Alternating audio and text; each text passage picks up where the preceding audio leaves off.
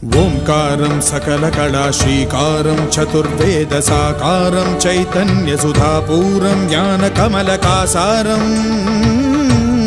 ध्यानपरिमलासारं मधुरभक्तिसिन्दूरं महाभक्तमन्दारं भवभेरीभाङ्कारं हृदयशङ्खहूङ्कारं धर्मधनुष्ठङ्कारं जगद्विजयझङ्कारं अद्वैतप्राकारं भजेऽहम्।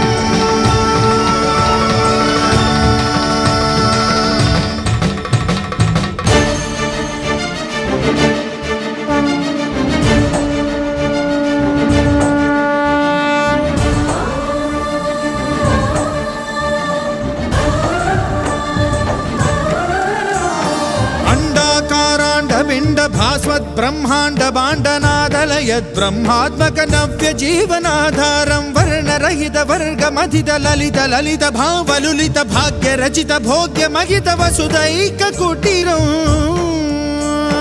कामिदार्थ बंधुरं कल्याण गंधरं सद्गुणैक मंदिरं सकल लोक सुंदरं पुण्यवर्ण पुष्करं दुरित कर्म दुष्करं शुभकरं सुधाकरं सुरुचिरं सुधीपरं भवकरं भवाकरं त्रिअक्षरं अक्षरं भजे।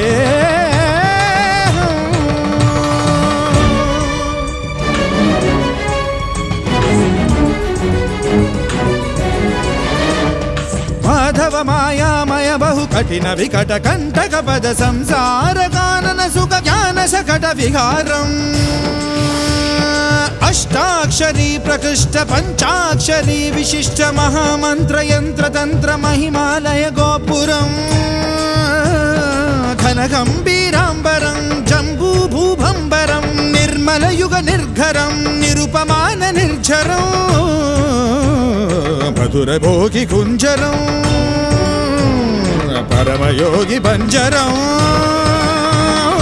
उत्तरं निरुत्तरं अनुत्तरं महत्तरं महाकरं महांकुरं तत्त्वमसि तत्परं तथितरत्तमोहरं मृत्योरमृतत्वकरं अजरं अमरं मकारं उकारं मकारम्